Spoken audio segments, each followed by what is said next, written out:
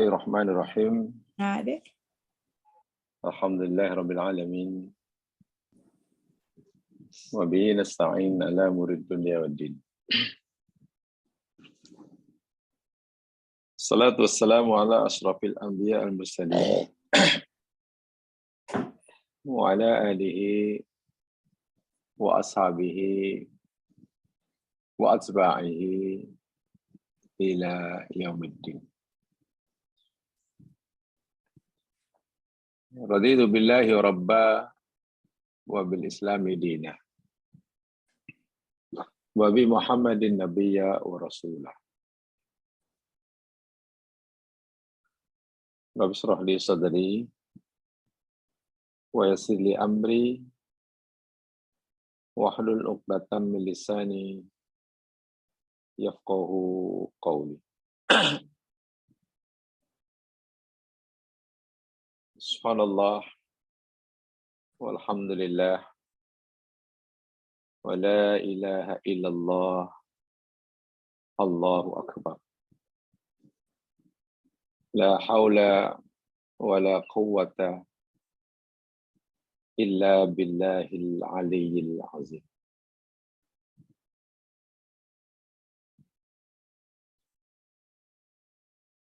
Para pendengar yang dirahmati Allah sekalian,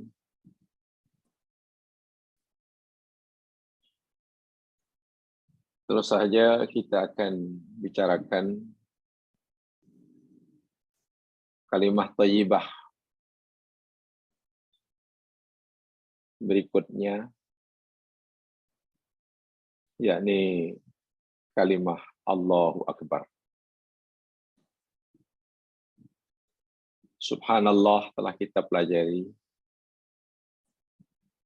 Alhamdulillah juga sudah. La ilaha illallah juga telah dijelaskan. La haula wa la quwata illa billahil azim lama juga telah dipelajari.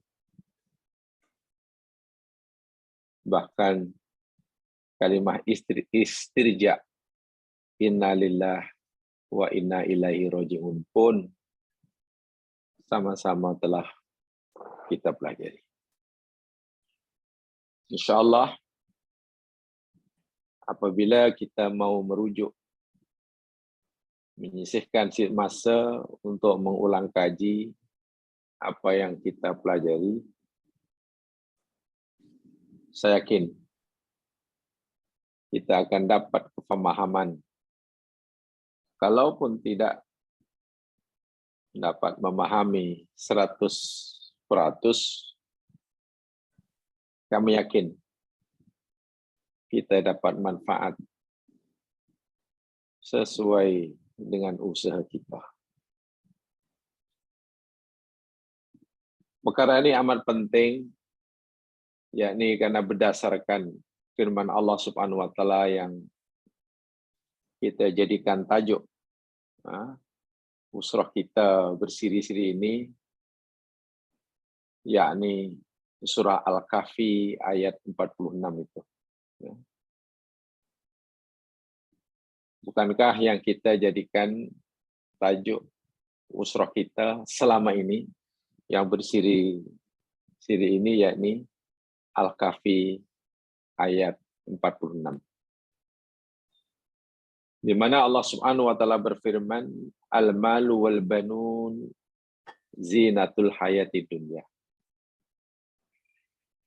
Harta benda sebanyak manapun,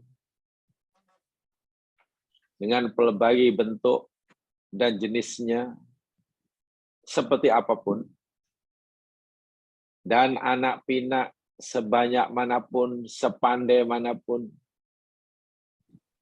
setinggi apapun pencapaian kerjanya, Allah kata semua itu zinatul hayatid dunya. Perhiasan kehidupan di sini, sekarang. Artinya jika kita tidak pandai meletakkan nilai-nilai akhirat pada harta yang sangat banyak yang Allah berikan pada kita. Kita tidak pandai meletakkan nilai-nilai akhirat dalam pendidikan anak yang telah mencapai kejayaan karirnya sekalipun. Kita mungkin hanya dapat menikmatinya di sini dan sekarang. Sementara yang di sini dan sekarang ini bersifat sementara. Mungkin kita bahagia dengan harta yang Allah berikan yang banyak, setahun dua, mungkin 10 tahun, 15 tahun. Mungkin kita bangga dan bahagia dengan kerjaya anak, pendudukan, position yang dimiliki oleh anak.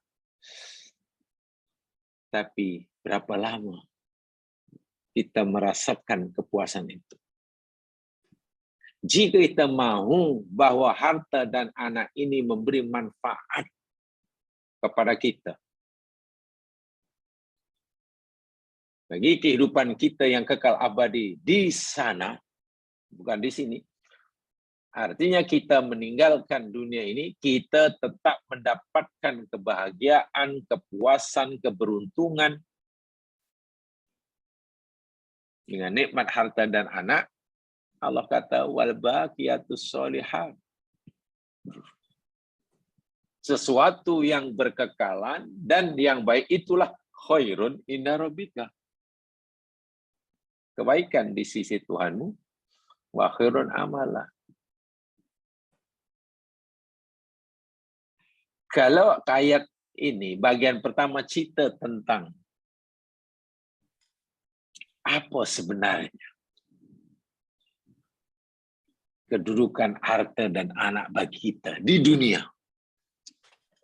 Lalu selepasnya cerita tentang apa sebetulnya kebaikan dan manfaat yang kekal yang kita akan dapatkan darinya. Ayat ini boleh dikatakan cerita tentang dua sesuatu yang terpisah. Tapi ayat ini juga boleh kita fahami sebagai adanya dua sesuatu yang tidak boleh dipisahkan. Cerita tentang dua perkara yang berbeza, betul? Satu cerita tentang anak dan harta benda sebagai zina di dunia. Yang satu cerita tentang kebaikan, manfaat, keberuntungan, kebahagiaan yang kekal abadi di sana. Dua benda yang berbeza. Tetapi tidak boleh dipisahkan. Tidak boleh dipisahkan. Sehingga jika kita memisahkan kedua-dua benda ini, dunia dengan segala isinya, dengan akhirat, ya kita gagal. Tak boleh dipisahkan soalnya. Tapi kalau kita ingin mendapatkan kedua-duanya, dengan harta dan anak kita dapat manfaat di dunia, dengan harta dan anak itu juga kita mendapatkan manfaat di akhirat, kita mesti pandai menghubungkannya, pandai memadukannya. Bagaimana cara agar kita mendapatkan manfaat yang sebesar-besarnya daripada harta yang Allah anugerahkan dan anak pinak yang Allah kurniakan? Kalau gunakan bahasa Al-Quran, memang masih perlu penjelasan lah. Kena diamalkan al-baqiyat as-solihat. Al-baqiyat as-solihat itu pula, sebagaimana yang telah kita pelajari selama ini, menurut kebanyakan tafsir, yakni kalimah-kalimah thayyibah. Subhanallah, alhamdulillah, la ilaha illallah, Allahu akbar. Nah, macam mana kita mempraktikkan subhanallah, Alhamdulillah, la ilaha illallah, Allahu Akbar dalam kehidupan ini. Karena keempat kalimat ini atau campur lagi la ilaha illallah itu yakni memberikan kita garis panduan bagi kita untuk kita mengurus harta yang Allah berikan, untuk mengurus anak yang Allah kurniakan. Bila dunia dan isinya nikmat yang Allah berikan pada kita ini, kita tadbir, berpandukan panduan. Subhanallah, alhamdulillah, Allahu Akbar, la ilaha illallah. Selamat kita. Selamat kita. Bagaimana menjadikan ini kalimat tauhid sebagai garis panduan? Nah, kita yang telah jelaskan tahu subhanallah, menyucikan Allah. Kan gitulah. Menyucikan Allah. Maknanya Allah bebas daripada sifat yang tidak layak baginya. Tidak boleh suudzon, tidak boleh buruk sangka pada Allah. Allah bagi harta kita sedikit. Kita tidak boleh merasa Allah tidak adil. Allah bagi kita harta banyak. Tidak boleh dengan serta-merta kita merasa disayangi oleh Allah. Kena begitu dalam fikir. Sebab biasanya kita ini, bila Allah bagi kita apa yang kita minta, apa yang dibagi banyak, kita terus berkesimpulan, Allah sayang kami.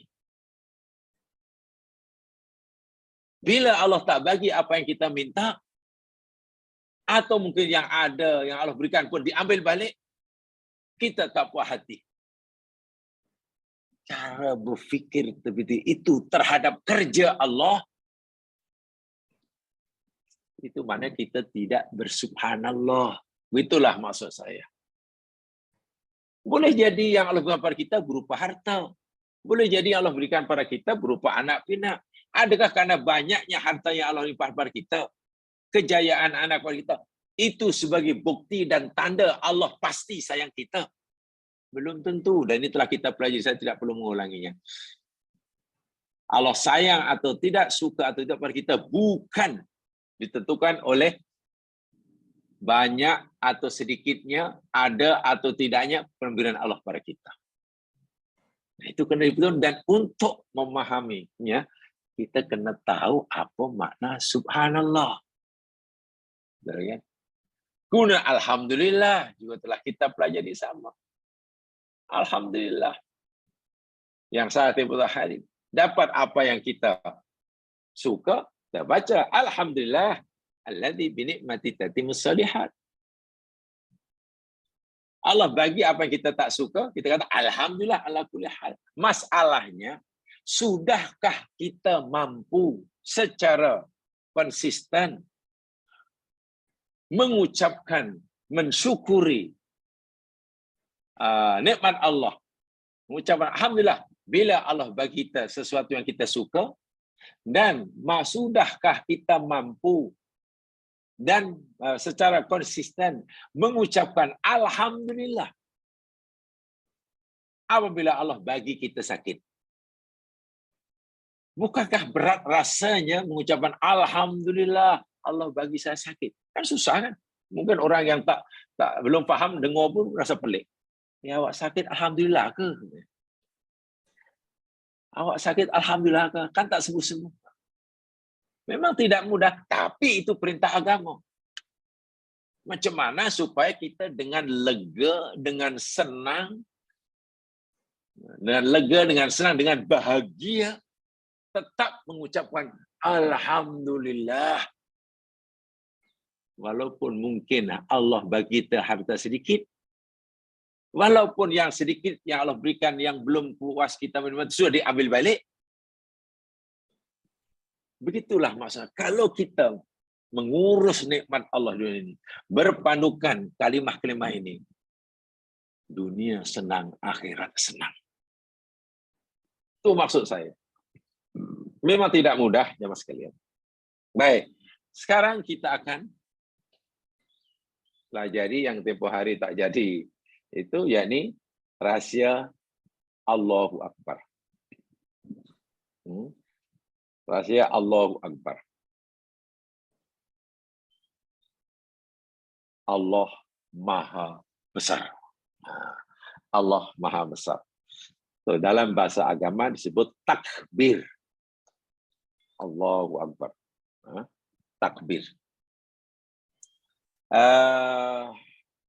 Nanti mungkin kalau rasa-rasa kurang memahaminya dengan baik dan takut nanti saya meneruskan penjelasan hanya, sedangkan yang disampaikan masih kurang dapat dipahami, jamaah boleh terus bertanya.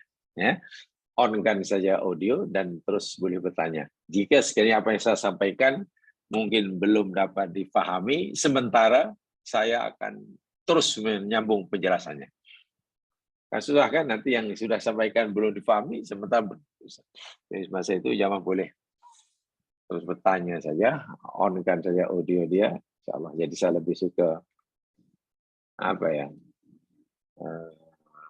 berdialog lah, karena agak susah sedikit memang kalau online memang susah sedikit ya, kan kita tidak boleh menjelaskan secara detail, melihat dan seterusnya. Baik, rahasia takbir ini yang kita nak bicarakan. Rahasia kalimat Allahu Akbar. Allahu Akbar. Takbir adalah mengagungkan Allah. Itu jelas tuh. Takbir adalah membesarkan, mengagungkan Allah. Bagaimana cara mengagungkan Allah, membesarkan Allah yang betul dan tepat? Saya tak kata bagaimana cara yang tepat mengucapkan Allahu Akbar ya, bukan. Ini bukan pelajaran tajwid. Oh, Allah kenal lamnya besar, lamnya tebal, Allah Akbar, bar roknya kena getarnya tak boleh banyak-banyak. Nah, itu bukan itu maksud saya. Takbir adalah mengagungkan atau membesarkan Allah. Bagaimana cara membesarkan Allah? Mengagungkan Allah dengan cara yang betul, yang tepat, yang mencapai matlamat sebenar takbir. Yakni dengan cara berusaha menjadikan diri kita sebagai manusia, hambanya ini kecil. Bahkan sangat kecil. Bermakna takbir tidak cukup dengan mengucapkan Allahu Akbar dengan lidah, tetapi mesti diikuti dengan keyakinan yang terpatri dalam hati kita dan juga dalam segala perbuatan yang menunjukkan kita dapat merasakan dalam hati dan kita dapat menunjukkan dalam perbuatan yang kita ini sangat-sangat kecil di hadapan Allah yang maha besar. Kalau mengagungkan Allah maknanya kita meyakini Allah itu maha suci, umpamanya. Maka yang kita rasakan dalam diri kita, yang kita rasakan bahwa kita maha kotor. Ya. Jika Allah ini maha terpuji, kita tanamkan dalam diri kita punya langsung tidak layak untuk mendapatkan pujian.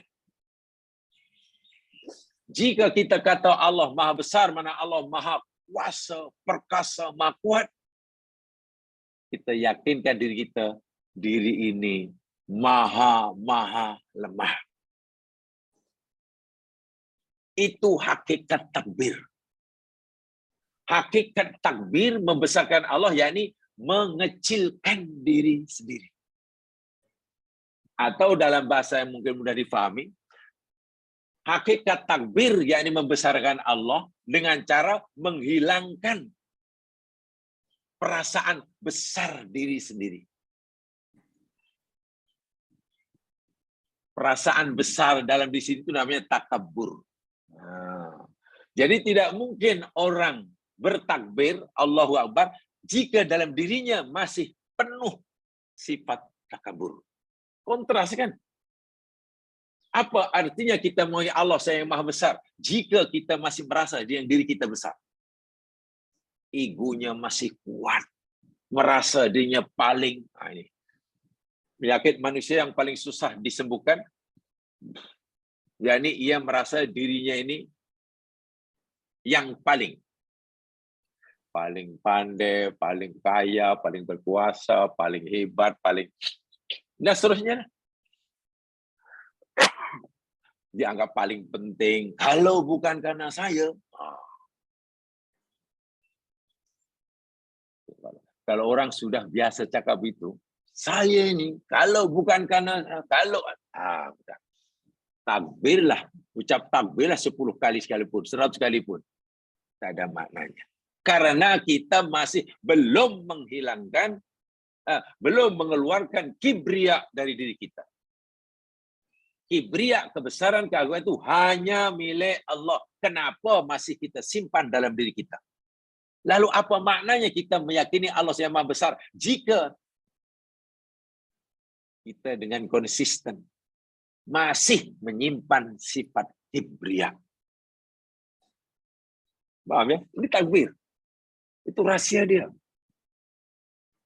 Jadi bukan memadai kita lapaskan dengan lidah, tapi hendaklah kita yakinkan dalam diri kita dan kita buktikan dengan perbuatan kita.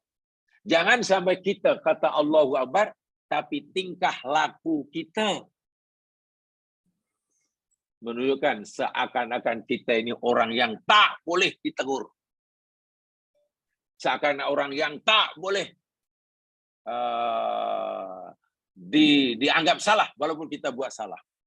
Buat sewenang-wenang, cakap sesuka hati. Apa mana Allahu Akbar yang kita ucap?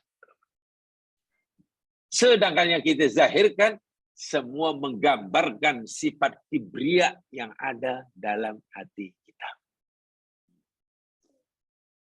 Membanggakan ininya, membanggakan yang dimilikinya, membanggakan kejayaannya, membesarkan kekuasaannya, membanggakan. Allahu Akbar walillahil hamd. Paham ya? Setakat itu ini makna secara umum. Saat sholat umpamanya, ketika kita sedang sholat, kita mulakan dengan Allahu Akbar. Namanya takbiratul ihram. Dari segi pemahaman fiqh, takbiratul ihram yakni takbir Allahu Akbar yang mengharamkan, yang kesannya, akibatnya selepas kita mengucapkan Allahu Akbar, benda-benda yang asalnya diharuskan menjadi dilarang untuk kita buat. Benda-benda yang asalnya halal menjadi haram. Apa yang mengharamkannya? Allahu Akbar kita ucapkan. Sebelum sholat, kita boleh makan, boleh minum, boleh bercakap, boleh buat itu, boleh itu. Begitu Allahu Akbar, makan yang asalnya halal jadi haram. Minum yang asalnya halal jadi haram. Bercakap-cakap, berborak yang asalnya diharuskan menjadi dilarang. Karena kita sudah takbiratul ihram. Ihram itu mengharamkan. Itu kesan hukumnya. Kesan hukumnya. Sehingga takbiratul ihram bolehlah dianggap sebagai garis pemisah. Takbiratul ihram itu boleh dikatakan sebagai garis pemisah yang memutuskan, yang memisahkan antara kita dengan dunia dan isinya. Putus. Sebelum takbiratul ihram kita masih sempat pikir dunia, pikir makan, pikir minum, pikir kerja, pikir macam mana nanti bertanding menang ke kalah, macam mana nanti masa aja, macam mana masa depan, macam itu semua kan urusan dunia. Memang kita dicipta untuk mengolah doa. Kita fikir itu, macam mana itu. Begitu kita baca Allahu Akbar, ya Mas sekalian. Allahu Akbar itu garis pemisah yang memisah antara kita dengan dunia yang kita ada ini. So itu bila Allahu Akbar, kita tak boleh lagi fikir tentang masa apa nanti, macam mana ini, barang semua sebab mahal macam mana. Dah tak boleh lagi dah. Diputuskan. Jadi betul-betul jiwa kita, fikiran kita sudah tidak lagi disibukkan dengan urusan al-hayatu dunia. Sama ada urusan harta berkaitan harta benda, perniagaan, atau anak, atau pelajaran anak, atau. Habis kalau kita sudah terputus, karena sudah ada garis pemisahnya, lalu kita disuruh berhubung dengan siapa? Dengan dia yang baru kita sebut tadi. Allahu Akbar. Hanya kepada Allah saja. Yang lain tiba-tiba hilang. Sepatutnya begitu, tapi kita belum mampu seperti itu kan. Bahkan ramai orang selepas Allahu Akbar malah erat hubungannya dengan apa yang ia lupa sebelum takbir, jadi ingat. Oh ya, rupanya. Itu mana Allahu Akbar belum jadi pemisah. Kalau itu yang kita besarkan Allahu Akbar yang maknanya Allah besar, rupanya masih banyak selain Allah yang masih besar. Yang masih penting, Allahu Akbar. Sepatutnya hanya Allah saja yang besar. Kenapa masih, pikir itu, pikir ini. Nah, ini asralu Allahu Akbar. Memang tidak mudah. Tapi itulah perintah agama. Sebab itu mesti terus-menerus kita melakukan usaha bagi meningkatkan kualiti takbir kita. Tidak boleh kita takbir Allahu Akbar hanya ya setakat ya sebagai satu ucapan rutin harian. Bukan dia Allahu Akbar. Allah mau kita meningkatkan. Sehingga bila kita sudah Allahu Akbar terputus, sepatutnya hubungan kita dengan dunia luar diri kita sudah terputus. Bak kata orang, walaupun sebenarnya sakit pun sudah lupa akan sakitnya. Kalau sebenarnya kata rugi dalam perniagaan, sudah lupa akan kerugiannya. Sudah tidak lagi mungkin. Masa sholat itulah. Sepatutnya begitu. Sedangkan ketika ia punya masalah, katalah, minta maaf kalau dalam bahasa orang kampung, sedang masalah dikejar-kejar ahlung, hilang. Sudah tidak lagi dalam ingatannya masalah dikejar ahlung. Begitu Allahu Akbar. Sepatutnya. Karena yang dibesarkan hanya Allah. Dia lebih takut azab Allah jika dosanya tidak diampun daripada kejaran alung. Dia lebih takut kepada Allah yang dia sedang bercakap-cakap dengannya. Bagaimana jika ia tidak terima amalnya? Bagaimana jika ia tidak ampunkan kesalahannya? Sehingga rasa takut rugi berniaga. Rasa takut hilang pekerjaan. Perasaan takut tidak sembuh dari penyakit. Hilang serta-merta. Sepatutnya begitu. Ya Allah Akbar itu kata pemusuh. Pemisah antara kita dengan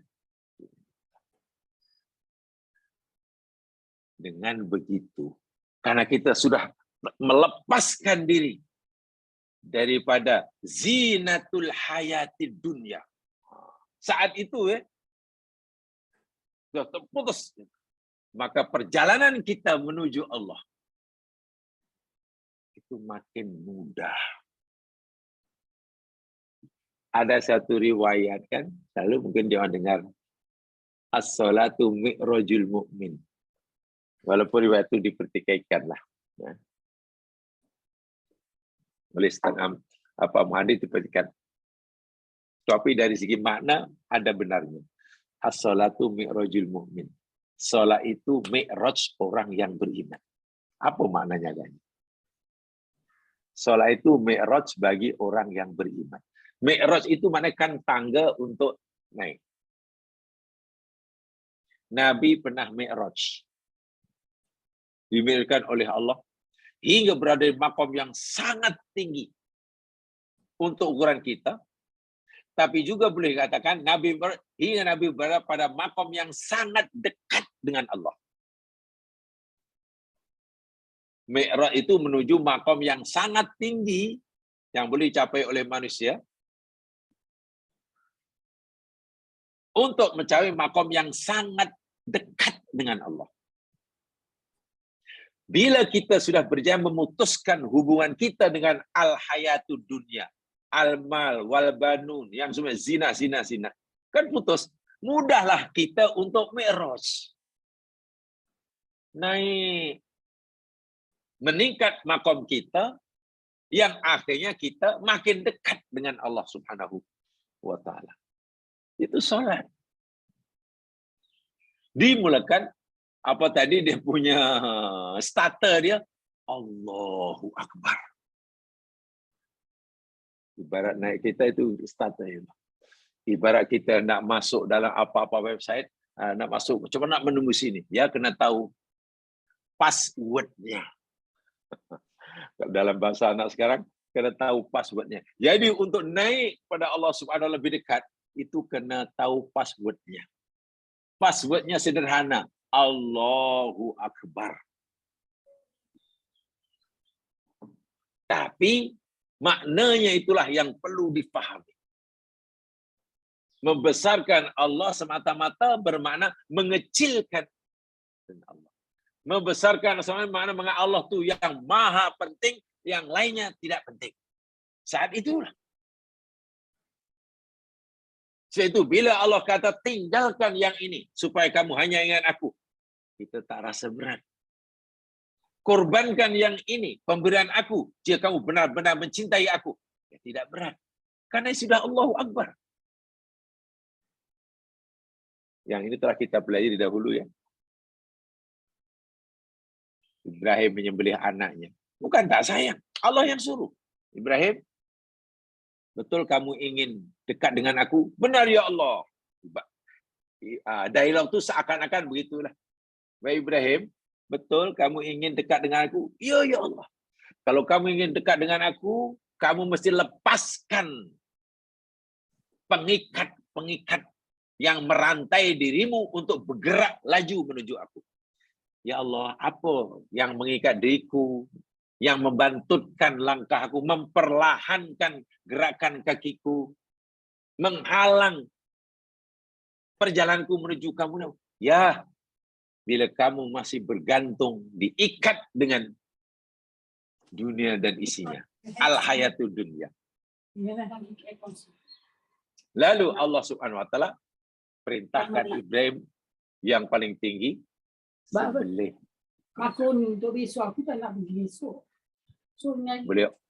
Boleh off-kan aja dahulu itu, audio. Panas kan dulu. Audio off-kan, tolong. Ya, terima kasih.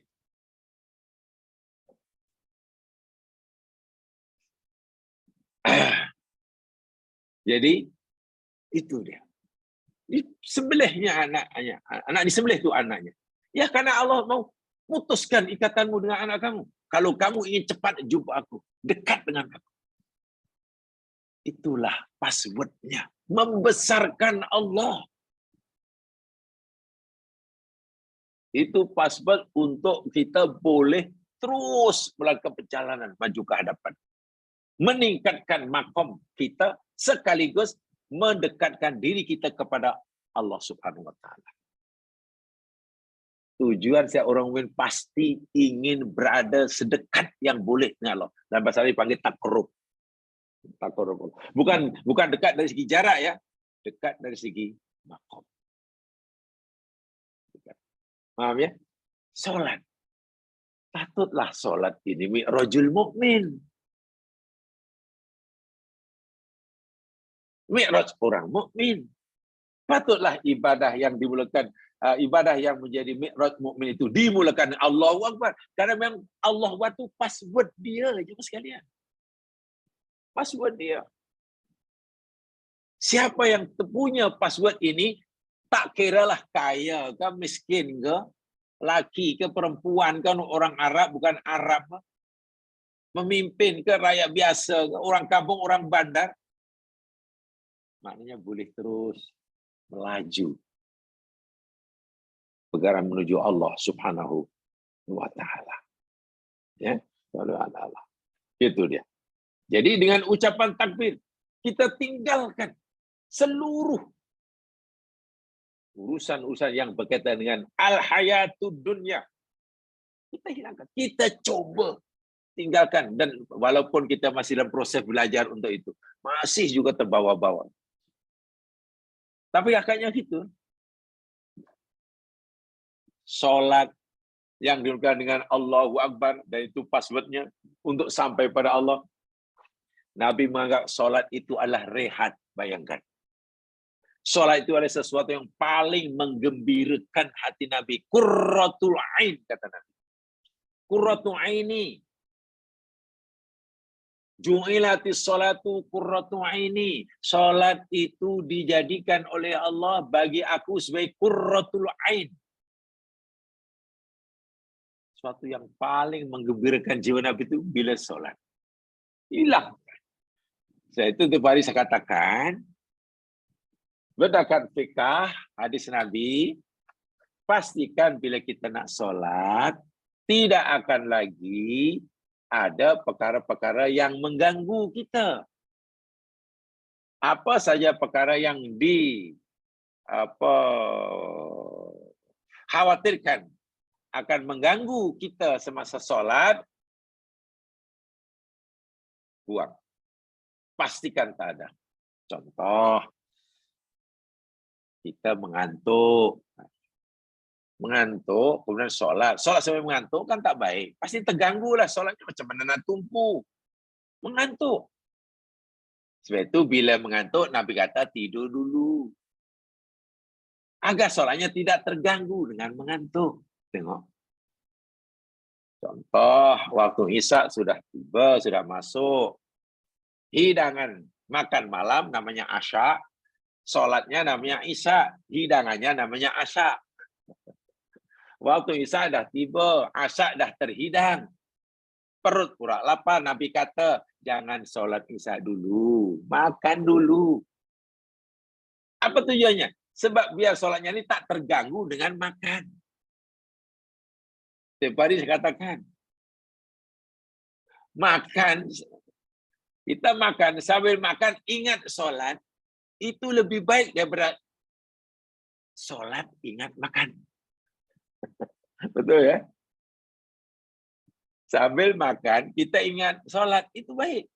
Daripada sedang solat, kita masih ingat makan. Apa tujuannya soal? Agar kita dapat putus, dah tak ada bebanan dah. Tidak boleh ada lagi yang masuk dalam fikiran kita, jiwa kita. Begitu kita jumpa passwordnya, Allahu Akbar, hilang. Itu yang Allah Akbar takbir itu sebagai pemutus, pemisah. Kata pemisah antara kita dengan dunia dan isinya, agar kita boleh fokus tumpu kepada Allah Subhanahu wa Ta'ala. Mi'raj lagi. Sebab itu tidak ada ibadah dalam agama kita yang sekarang. Tidak ada perintah ibadah yang Allah wajibkan kepada kita. Yang paling banyak kita disuruh ucap takbir, Allah Akbar, kecuali solat. Tengok. Allahu Akbar. Takbir. Allahu Akbar nak rukuk. Sami Allah liman hamidah. Itu masih mencegah dekat itu. Allahu Akbar sujud. Allahu Akbar. Allahu Akbar di sini. Ya, mana tahu nanti antara Allah Ta'ala Ikram dengan habis surah Fatihah kita ingat yang lain, Allahu Akbar lagi. Hanya lupa yang lain. Masa rukuk pula, antara rukuk kemudian nak sujud pula, ada teringat lagi, Allahu Akbar lagi. Allahu Akbar. Itu saja. Paling banyak. Karena itu password. Mungkin Allah Akbar yang sepatutnya jadi pemisah, pemutus hubungan kita dengan dunia, al-hayatul dunia, Dengan takbir itu belum cukup kuat, diulangi lagi. Allahu Akbar. Diulangi lagi Allah. Paham ya? Itu rahasia dia. Sangat agung. Caranya dihayati. Lainlah mungkin ya sekalian kalau kita minta maaf memperlakukan Allah Akbar itu hanya sekadar satu ucapan-ucapan wirid yang rutin. Allah Akbar, Allah Akbar, Allah Akbar, Allah Akbar, Allah Akbar, Allah Akbar. Apalagi ya Nabi kan beritahu kita, siapa yang baca Allah Akbar 33 kali, baca 3 kali, salat Nabi tajak diampun dosa Allah. Lalu hadis itu difahami secara harfiah. Ya akhirnya kita hanya buat itu. Yang penting subhanallah, Allah Akbar, Allah Akbar, alhamdulillah, alhamdulillah, alhamdulillah. Daripada mula belajar hadis dahulu, saya mulai berfikir semasa baca hadis. Betulkah apa yang dimaksudkan oleh Nabi, siapa yang baca tasbih 33 kali, tahmid 33 kali, takbir 33 kali, cukupkan 100 dengan la ilallah daulah sekarang. Allah ampunkan dosanya walaupun sebanyak buih air laut. Betulkah yang dimaksud oleh Nabi itu sebagaimana yang diamalkan oleh kita? Yang kata Allah Akbar, habis dosa. Habis dosa, bukan sedikit. Adakah hanya dengan begitu terhapus dosa? Hadisnya tidak salah, pasti betul. Tapi jangan-jangan pemahaman kita terhadap hadis tadi yang kurang betul sehingga praktikalnya pun kurang tepat. Ada orang ini pernah dan bukan pernah seringnya maksudnya. Kenapalah takut sangat buat dosa? Tak perlu takut dosa. Sebanyak apapun dosa kita, walaupun hanya sebanyak buih air laut, senang. Nak hapus yang senang, baca je lah. Tasbih 33 kali, tahmid 33 kali, takbir 33 kali, cukar 100, la ilaha illallah syarikalah. Gugur kata Nabi. Iya, habis. Ampun dosa kamu walaupun sebanyak. Tengok, apa susahnya? Karena pemahamannya seperti itu, ya mas, kami minta maaf, saya gunakan istilah, pemahaman kita tadi hadis tadi terlalu sederhana, terlalu dangkal, sehingga bagi setengah orang ini jadikan hadis ini dijadikan alasan untuk dia lebih berani buat dosa, karena tahu cara menghapuskannya mudah. Apa begitu maksudnya? Coba kalau hadis itu difahami dengan betul-betul makna yang terkandung dalamnya. Kenapa? Subhanallah. Kenapa? Alhamdulillah. Kenapa? Bila diungkap boleh menghapuskan. Pasti ada. Dan dosa itu letaknya di mana? Hati kan? Nabi SAW pernah bersabda, apabila orang mukmin melakukan dosa, jamaah sekalian, ada nuktah sauda. Bila ia tidak mohon ampun, ada nuktah bintik hitam di hatinya. Betul? Hitam. Melekat itu. Buat lagi dosa, melekat lagi. Kalau tak minta ampun lah. Lama-lama hati yang putih itu menjadi hitam. Karena banyak bintik-bintik hitam. Melekat. Bila orang baca tasbih, tahmid, takbir, hilang bintik hitam. Kalau itu, mungkinkah ucapan Allahu Akbar yang hanya dengan lidah menggugurkan bintik hitam yang melekat dalam hati pada jiwanya? Tidak. Takbir yang dia ucapkan, tasbih yang diucapkan, tahmid yang diucapkan, yang boleh menggugurkan bintik hitam itu, jika tasbih, tahmid atau al-baqiyat sholihat, istilah kalimat thayyibat, yang diucapkan dengan lidah itu dapat menggetarkan hatinya. Meremang hatinya getar. Karena tahu makna isinya, sehingga bergetarnya hati. Dalam bahasa kami belajar itu, yakni ucapan yang diucapkan dengan lidah, itu menimbulkan resonansi. Resonant terhadap jiwanya. Sehingga ucapan tadi menggetarkan jiwanya. Nah, bergetarnya hati itulah boleh menanggalkan sikit, satu bintik hitam tadi. Tetapi kalau yang kita ucapkan langsung tidak memberi kesan, tidak memberikan getaran, tidak memberikan resonansi, ya bagaimana mungkin dosa yang melekat itu akan, karena tasbih tahmid dihancurkan oleh dirinya, dari yang oleh fisikalnya semata-mata.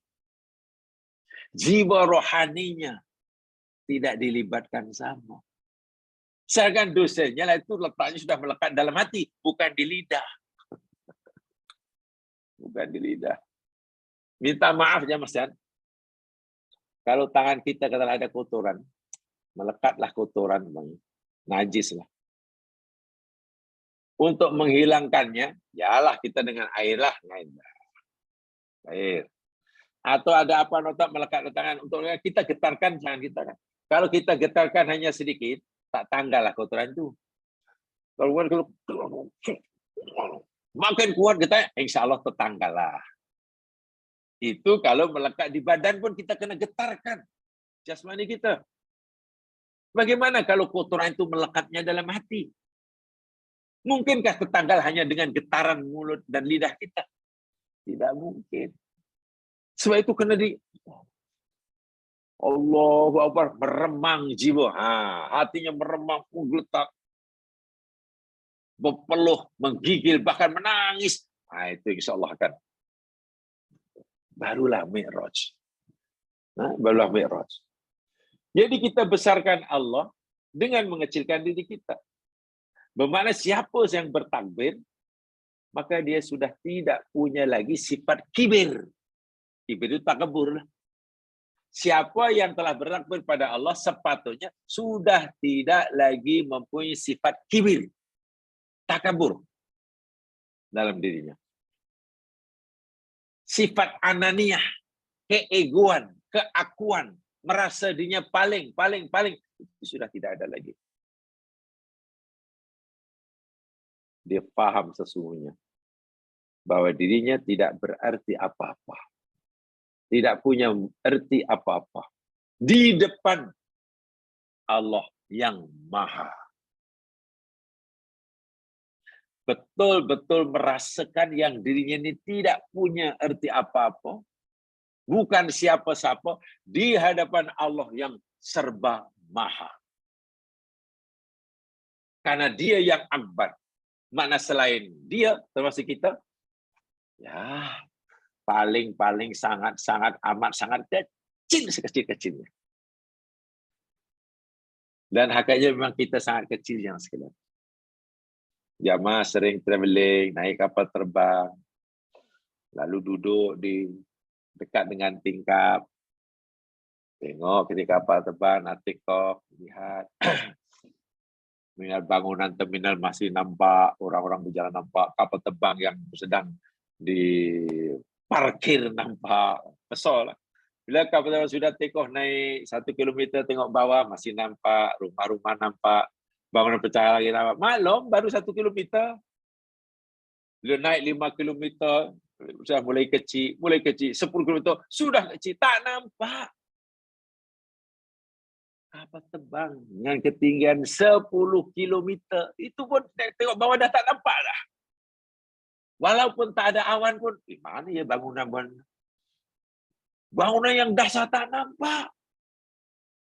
Kalau bangunan pecahan tak nampak, lalu penghuninya di mana?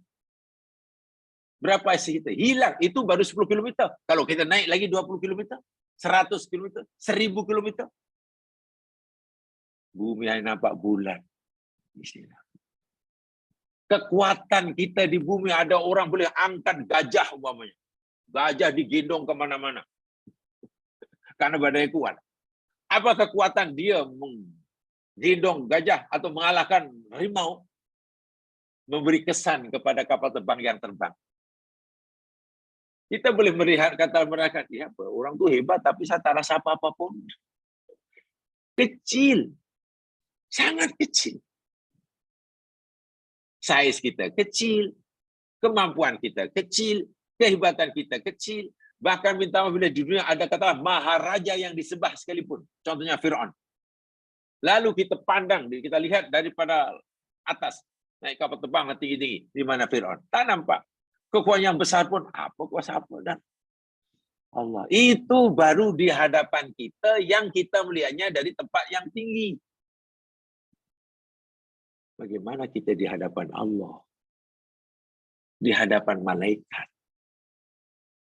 Jadi bicara tentang asror, tentang rahasia ini kaitannya dengan hati yang kita rasa.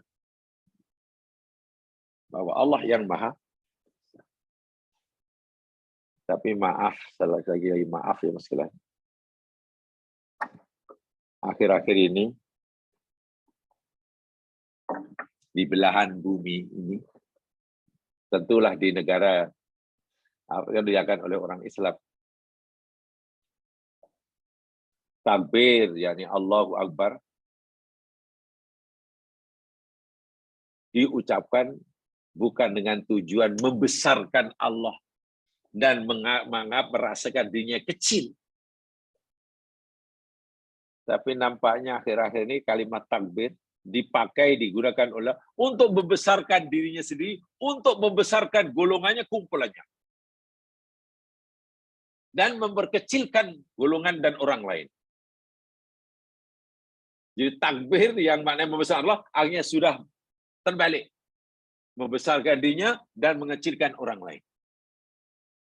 Tengok bila ada satu kumpulan A, kumpulan B, tak setuju, berbeza pendapat. Lalu A katalah kumpulan ini mengerahkan pengikutnya. Untuk melawan kumpulan B. Karena sama-sama Muslim. Sebelum melawan itu, dia membesarkan dirinya dahulu dan mengecilkan yang lain. Menganggap dirinya paling benar dan yang lain itu salah. Apa yang dilakukan? Sambil mengangkat penumbuk. Allahu Akbar. Allahu Akbar. Coba kita pahami secara adil dan bertanggung jawab. Orang yang suruh Allahu Akbar, nak sebut Allahu Akbar, itu sebenarnya mengagungkan Allah atau membesarkan di sini dan mengecilkan orang lain. Itu bahayanya.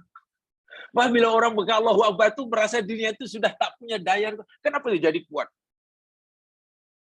Dan lebih ironik jika dua kumpulan yang saling nak bergaduh mengalahkan ini sama-sama Muslim. Yang nak menindas, yang menzalim, yang membinasakan B, yang Muslim juga Allahu Akbar. B yang nak mempertahankan dirinya daripada ditindas oleh A pun Allahu Akbar. Tengok.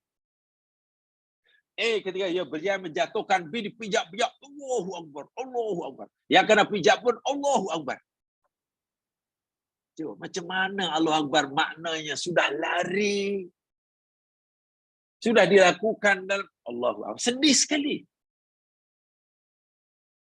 Yang memukul Allahu Akbar, yang kena pukul sakit pun Allahu Akbar. Yang berjaya menjatuhkannya pun Allahu Akbar, yang dijatuhkan terpijak pun Allahu Akbar.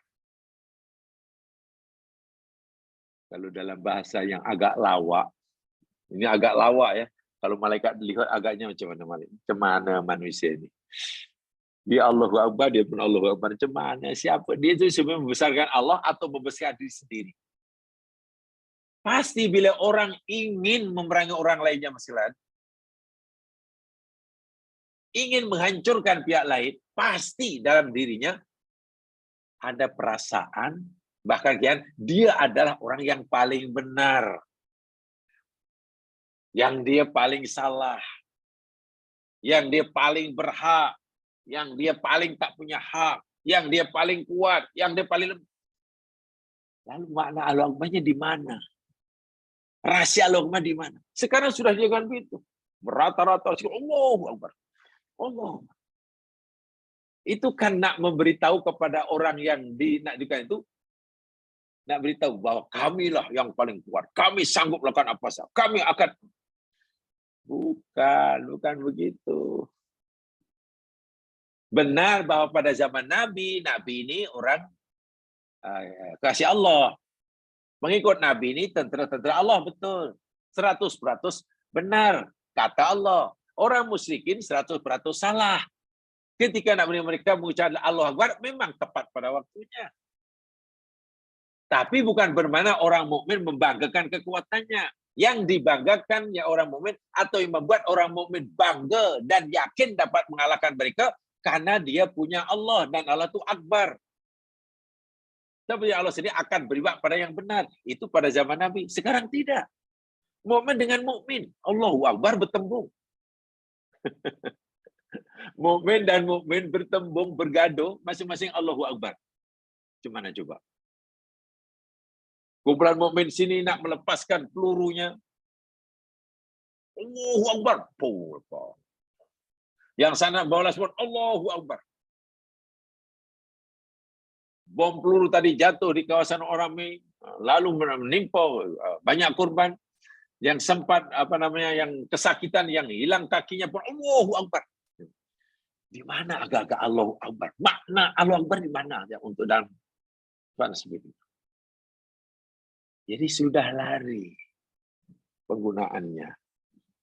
Dan tidak mudah mengembalikannya jam sana. Apalagi bila sudah dilakukan, sudah sangat lama. Faham ya? Itu mukadimah Allahu Akbar itu sendiri. Membesarkan Allah, maknanya mengecilkan diri sendiri. Contoh yang mudah dalam sholat. Bila kita sudah takbiratul ihram, saya boleh takbiratul ihram sebagai pemutus. Garis pemutus, garis sempadan, pemisah, agar kita sudah terputus hubungan dengan al-hayatud dunya. Apapun isinya. Saat itu. Agar kita mudah mi'raj. Naik menuju Allah. Tanpa ada sekatan, tanpa ada gangguan. Tanpa ada ikatan yang mengikat diri kita untuk terus melaju pada Allah.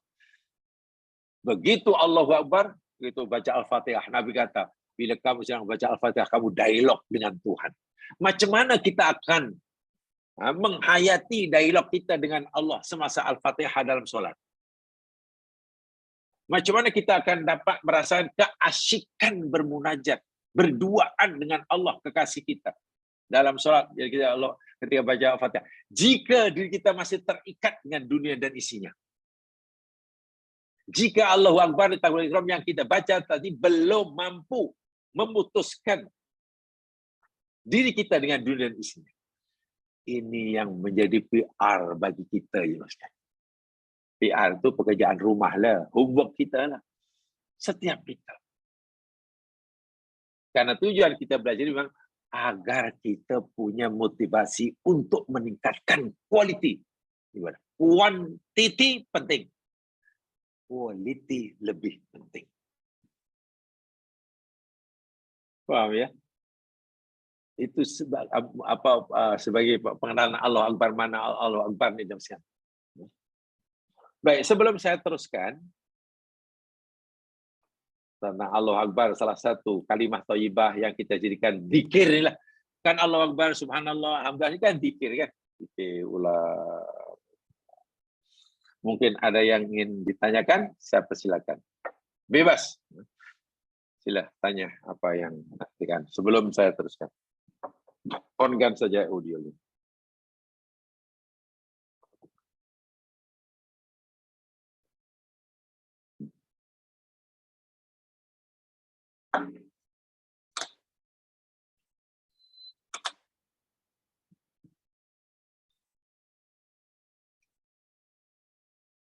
Assalamualaikum Ustaz. Waalaikumsalam warahmatullahi wabarakatuh.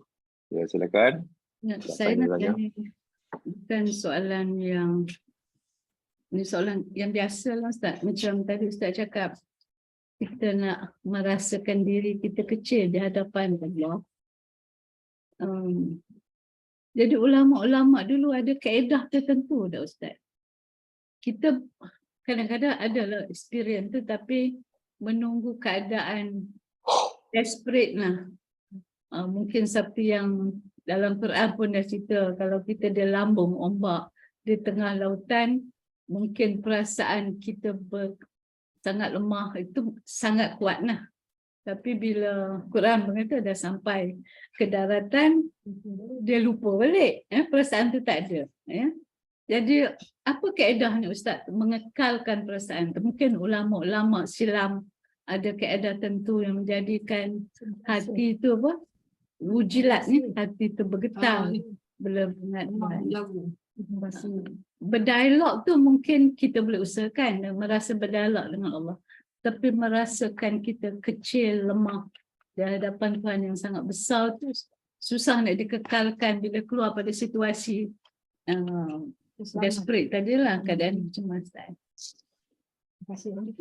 Ya, begini ya, mungkin yang ditanyakan itu kalau boleh saya sederhanakan supaya jamaah yang tidak dapat memahami, kenapa ya kita ini seringkali hanya merasa lemah, tak berdaya, dan hanya memerlukan pertolongan Allah sahaja dan bukan pada yang lainnya. Ketika kita dalam keadaan yang sangat kritikal, contoh Quran yang sebut naik kapal, kapal dipukul gelombang, tenggelam timbul, semua mabuk, dayung patah, enjin mati, baru semua Allah, Allah, Allah. Dan tak fikir dia itu jenderal lah. Dia itu pakar juara renang, dah tak fikirlah. Semua tiba-tiba merasa sangat lemah. Itu. Tapi kenapa rasa lemah, rasa tak berdaya, merasa hanya perlukan Allah sahaja, selainnya langsung tidak boleh diharap? Kan dia seorang jenderal, sepatutnya tak payah khawatir lah. Kan dia juara Olimpik renang, sebenarnya tak khawatir lah nak tenggelam. Tapi kenapa tiba-tiba kemahiran kelebihan itu merasa tidak lagi berguna? Tapi bila sudah di darat, relax, rasa hina, rasa tak berdaya, rasa ini hilang, rasa hilang. Lalu bagaimana kita dapat mengekalkan perasaan kecil tadi dan biar Allah sentiasa besar? Ya mas sekalian, kalau jamaah mungkin masih ingat pelajaran kita dahulu tentang inna lillahi wa inna ilaihi raji'un. InsyaAllah pemahaman itu dapat membantu kita. Kalau tadi caranya bagaimana orang dahulu mengekalkan, cara itu sebetulnya bermula daripada kefahaman. Bila kita punya kefahaman yang betul, sebetul-betulnya lalu kita yakini kefahaman betul itu, maka orang tidak perlu riyadhah banyak-banyak. Dengan kefahaman itu sudah. Contoh, coba kalau setiap kali, setiap saat dalam seminitnya, setiap minit dalam jamnya, setiap hari dalam minggunya, dalam keadaan apapun kita, senang ke, susah, sihat ke, sakit, naik jawatan ke, dibuang kerja ke, kita telah sematkan dalam hati kita dan kita kunci hati kita dengan kalimah inna lillahi wa inna ilaihi raji'un, atau kunci kedua kita ikat la haula wala quwwata illa billah. Dua kalimat itu telah kita pelajari kan? Kalau dua itu sudah ini, dalam keadaan pun pasti kita merasa pertolongan Allah.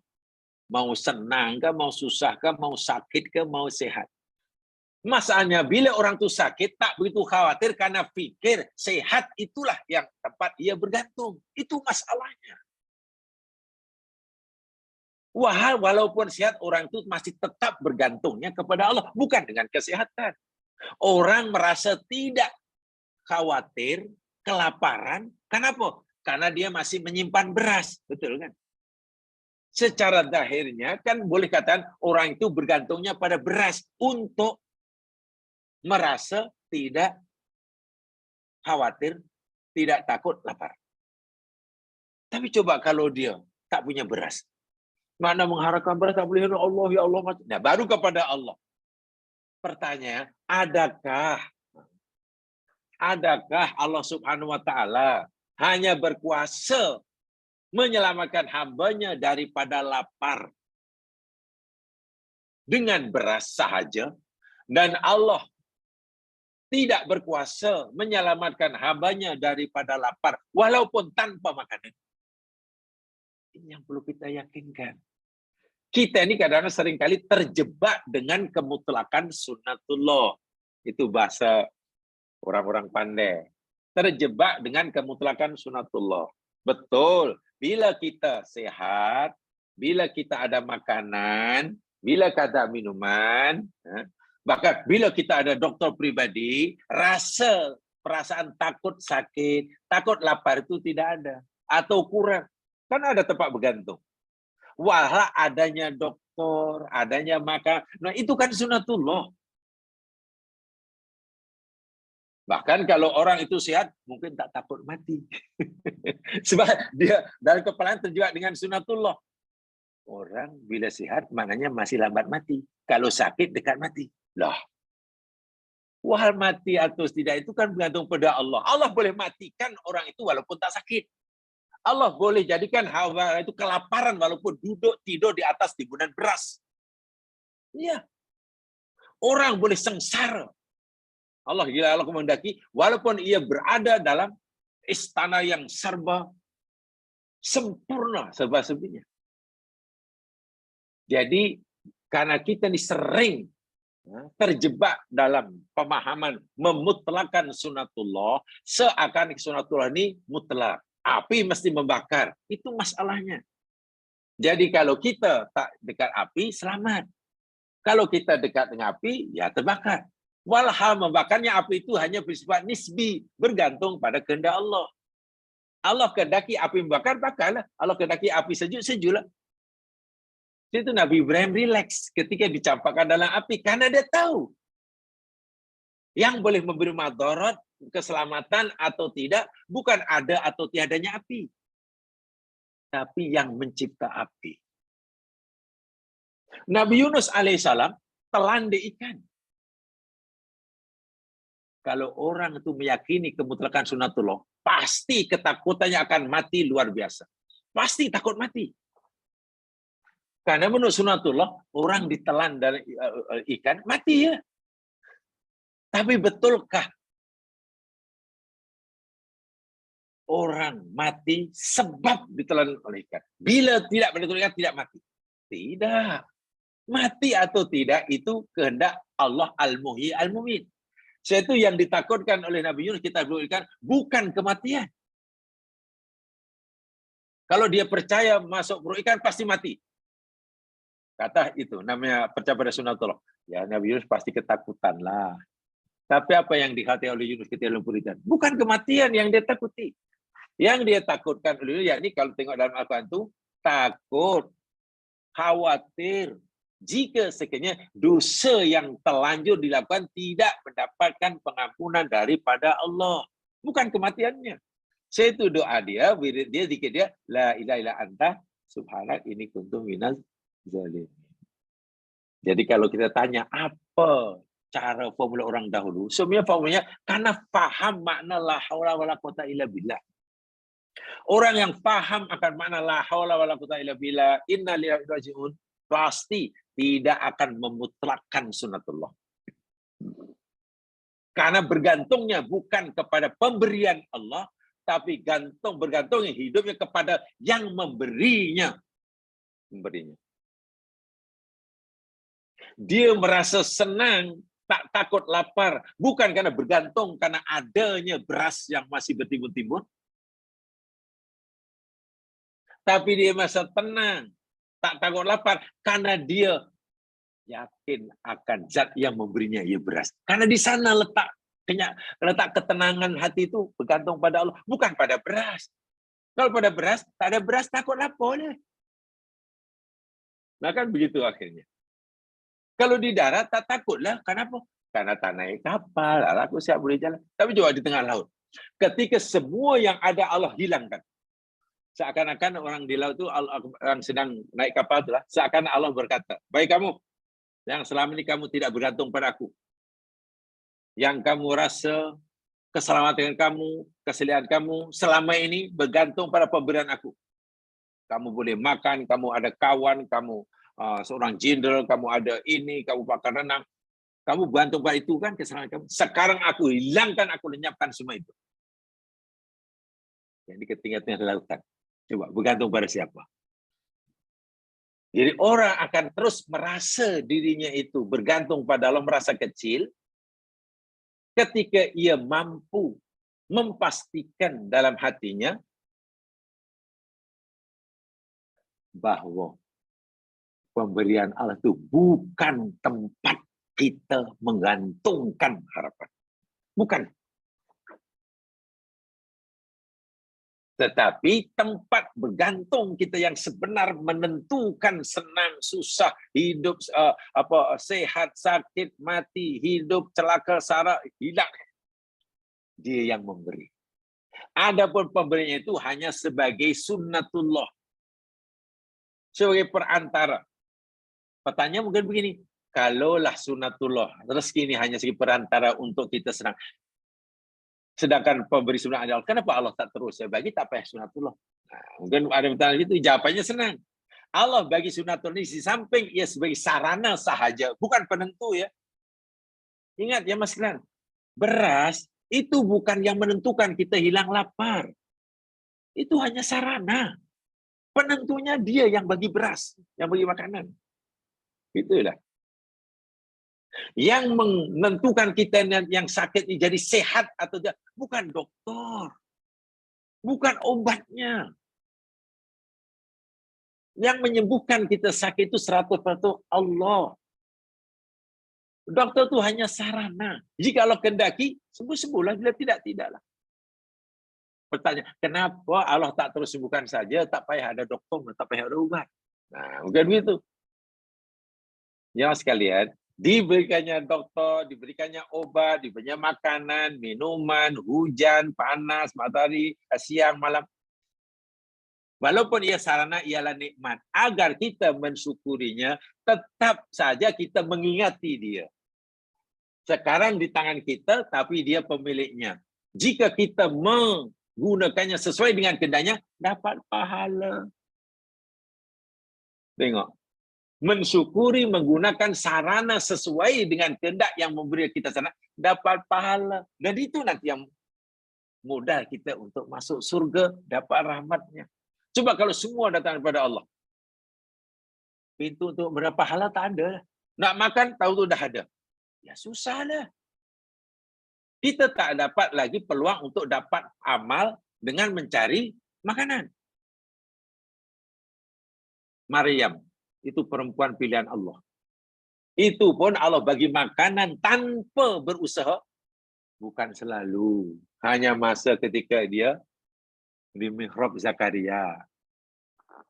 Tahu-tahu ada makan. Kan bukan selalu. Bila Maryam sudah pisah dari Zakaria, bahkan kita nak melahirkan Nabi Isa, Allah malah tak bagi dia makanan. Suruh cari sendiri. Sekarang dia kelaparan. Dia mengadu, ya Allah, macam mana aku nak cari, aku lemah, baru bersalin. Aku perlu makan. Bagilah engkau makanan. Macam dahulu engkau bagi aku tanpa mencari, tanpa minta. Allah tak terus bagi. Allah kata, Maryam, kau kena ikhtiar dahulu. Walaupun aku berkuasa memberi kamu tanpa ikhtiar, tapi aku suruh kamu ikhtiar. Karena kamu masih kemampuan ikhtiar. Macam mana, ya Allah, aku nak ikhtiar, aku lemah. Peganglah pokok tamar yang tempat kamu bersandar tu. Kau pegang, kau goyang-goyang. Ya Allah, kalau aku goyang-goyang pun bukanlah bergerak. Aku ni perempuan, masih muda, lepas bersalin. Allah kata, aku suruh buat sajalah. Walaupun mungkin dari segi tak ada kesannya, selebihnya aku yang teruskan sebab kamu ciptaan aku, tamar ikut ciptaan aku, berkata kepada aku. Maryam ikut kata Allah gerakkan. Itu aja istilahnya. Memang tak bergoncang. Tapi karena memenuhi perintah Allah dan setakat itu kemampuan berikhtiar, tamar jatuh berguguran. Masak semua. Tapi tengok, tempat berkata kepada siapa main? Tetap kepada Allah. Tanpa kehendak Allah tidak mungkin pokok tamar sebesar itu dipegang oleh perempuan yang baru memegang anak. Mungkin tangan Maryam pun halus. Bergoncang, tidak mungkin. Jadi jika tamar gugur, bukan pasal Maryam hebat. Jangan. Maryam tidak pernah merasa, kalau itu aku hebat. Rupanya tak. Maryam tetap mengaku dan meyakini, la haula wa la quwata illa billah. Walaupun dia terbebas daripada kebuluran. Itu keyakinan la haula wa la quwata illa billah itu kena mantap. Ya Mas. Tapi masanya itulah. La haula wala quwata illa billah itu baru terasa bila susah. Bila senang tak rasa. Di lautan tenggelam dalam kapal yang dinaiki barulah Allah Maha Besar. Bila di darat Quran kata hilang. Itu maknanya seringkali nikmat Allah al-hayatud dunya yang sebenarnya itu hanya wasilah untuk kenal Allah, malah menjadi penghalang untuk kenal Allah. Paham ya?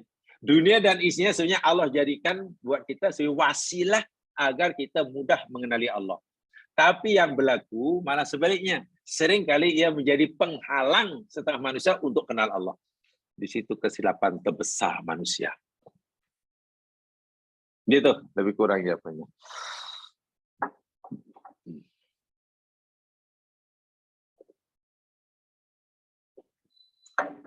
Ya, yang lain kalau ada?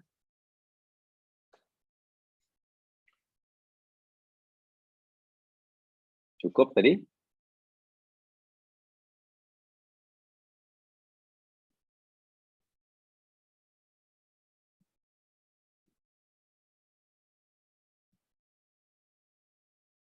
Sudah? Terima kasih Ustaz. Ada yang lain?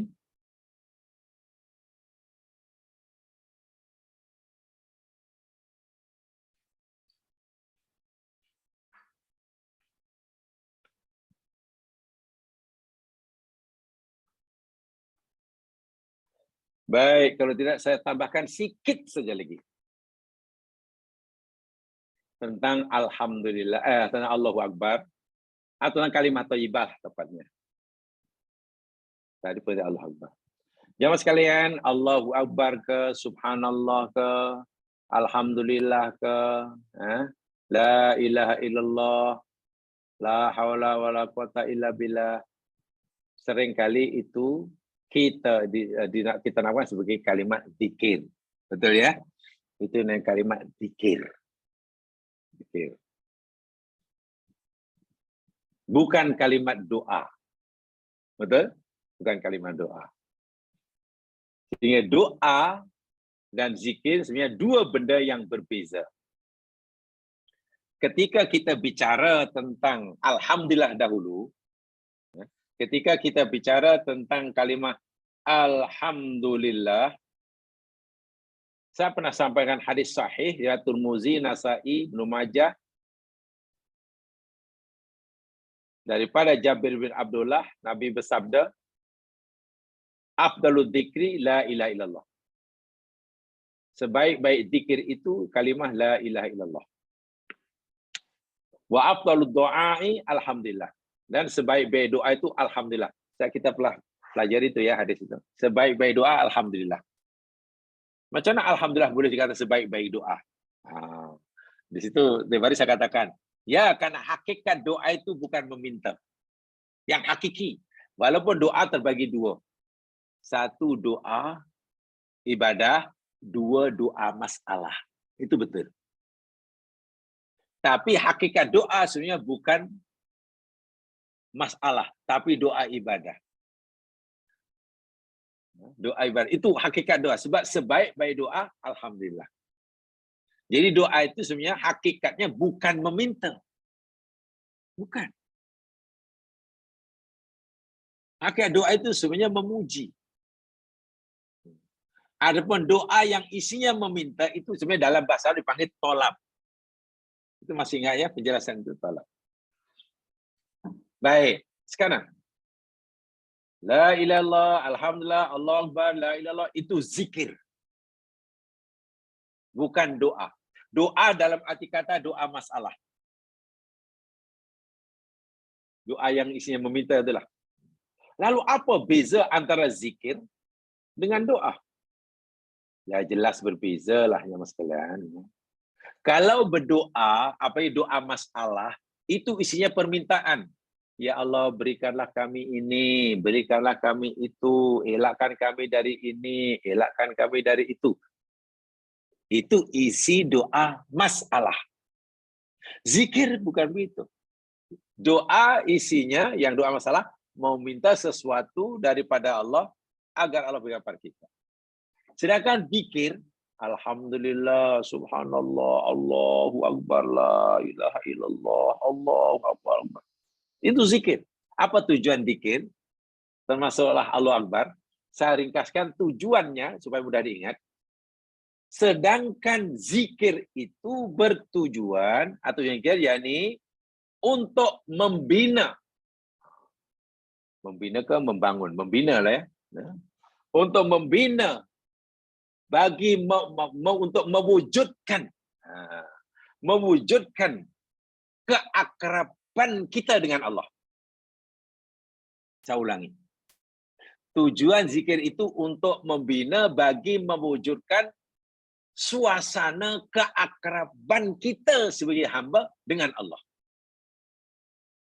Wah, ini bahasa ya saya katakan tempoh hari dahulu tajuk JKT usrah kita ni lebih kepada masalah ihsan, masalah qalbun salim, masalah taskin nasi atau masalah tasawuf, terpulanglah apa istilahnya.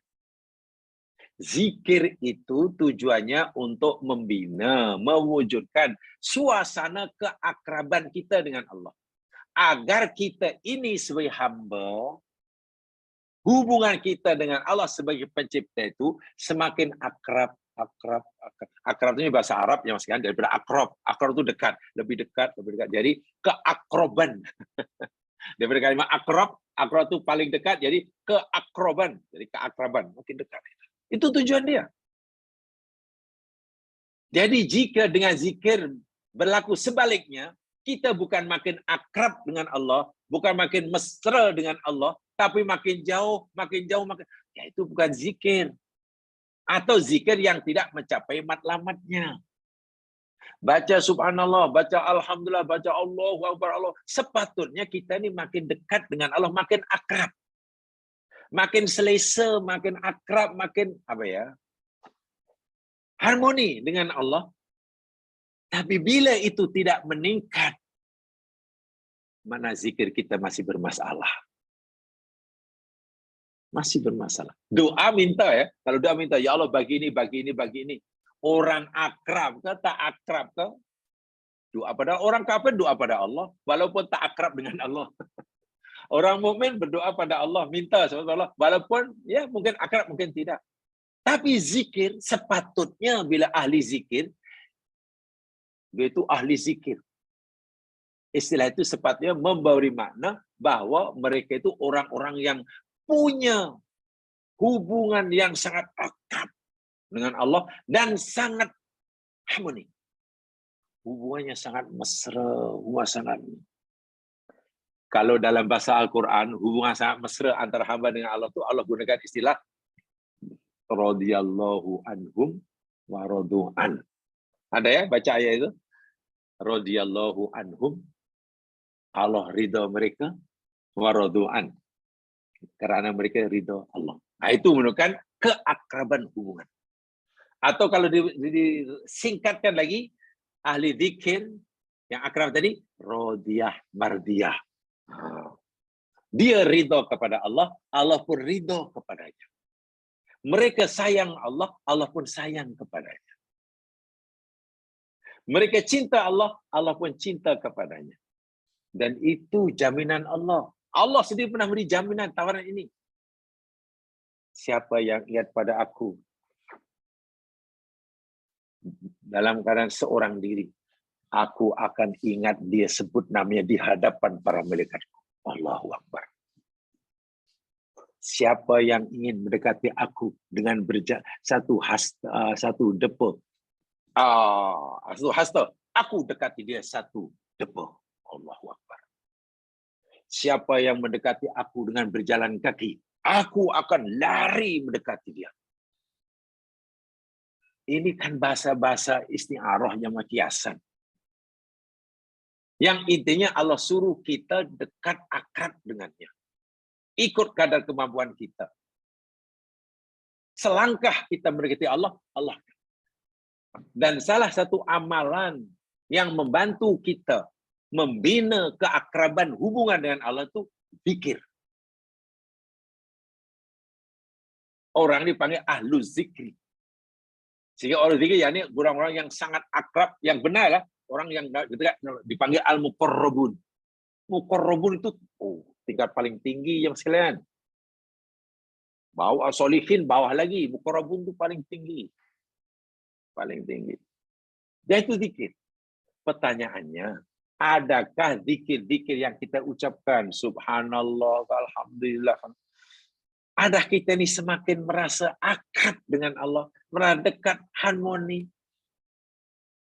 kurang mengeluh, tidak mengeluh, minta tak bagi, kita tak mengeluh, bahkan makin sayang, karena kita tahu tidak ditunaikannya permintaan kita olehnya, itu adalah tanda kasih sayangnya pada kita. Allahu Akbar. Kalau sudah peringkat macam itulah, kita minta sesuatu pada Allah, lalu Allah pilihkan yang terbaik buat kita. Kita terima kasih. Kita makin sayang pada Allah, makin dekat pada Allah. Kita minta sesuatu yang kita fikirkan itu baik buat kita, tapi Allah tak bagi. Kita pun terima kasih. Terima kasih ya Allah, karena Engkau tak baik-baik tunaikan hajat kami. Karena aku yakin ya Allah, Engkau tahu apa yang kami ini bukan yang baik.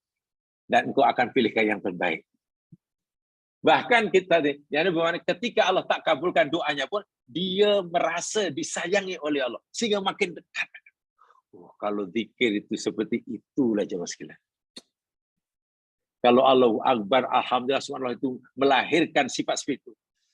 Berjaya kita. Berjaya kita. Dunia akhirat berjaya. Iya, dunia akhirat berjaya. Karena keutamaan kita yakni Dia. Kita tak mau kehilangan Dia yang memberi. Sehingga bila kita tak nak hanya mengutamakan Dia saja sebagai pemberi, takut kehilangan Dia sahaja, akhirnya kita hilang rasa takut kehilangan pemberiannya. Kehilangan pemberian Allah menjadi sesuatu yang tidak menakutkan kita. Karena akhirnya dia bukan hilang. Dia diambil oleh Dia yang memilikinya. Allahu Akbar. Kematian keluarga. Kita bukan kehilangan. Bukan. Sampai kita meyakini, ya Allah, Engkau telah ambil apa yang Kau miliki. Jika selama milikmu itu di bawah penjagaan hamba-Mu yang lemah ini, dan Hamba berjaya menjaganya dengan kehendak-Mu, terimalah ya Allah amal kami. Tapi jika hamba-Mu ini cuai, menjaga amanah harta dan anak yang Kau berikan pada kami, tidak sesuai dengan kehendak-Mu, dan sekarang Engkau sudah ambil balik, ampunilah dosa kami, ya Allah, ampunlah. Sehingga bila orang ditimpa musibah kematian ke apa, mungkin dia akan lebih banyak mohon ampun, bukan kecewa. Mohon ampun karena dia sedar bahwa mungkin banyak kecuaian yang dia lakukan dalam mengurus, mentadbir milik Allah selama ini. Jadi kalau menangis pun menangisi, jangan-jangan dosanya tidak diampun atau belum diampun. Istighfar sebenarnya. Bukan menangisi kehilangan. Tapi yang sering melakukan menangis karena kehilangan. Yang akhirnya itu tangisan itu bukan mengisi yang hilang, menangisi dirinya yang kehilangan. Wah, itu lebih bahaya lagi. Hanya dia menangisi, bukan menangisi yang hilang, yang meninggal. Menangisi dirinya yang kehilangan. Allah, saya sudah kehilangan, dulu saya ada, sekarang macam mana nanti sana hidup, asal begini. Itu kan menangisi nasib diri. Lalu manfaatnya untuk apa? Sama-sama menangis. Kenapa tidak coba diubah? Menangis tapi takut jika dosanya karena cuai mengurusnya, menjaganya semasa milik Allah di tangan kita, Allah belum ampun. Wah, itu tangisan yang luar biasa itu. Yang luar biasa. Sehingga dengan tangisan itu Allah ampunkan dosanya. Dengan tangisan itu dia tidak lagi kecewa, tak puas hati terhadap yang meninggal. Maknanya ia sabar, pahala lagi. Yang pergi tenang, yang ditinggal dapat pahala berganda-ganda. Kita hanya perlu mengubah kepahamannya, Mas. Jadi akhirnya bukan tangisan itu saja yang semata dilarang, bahkan ada tangisan yang disuruh, ada tangisan yang dilarang.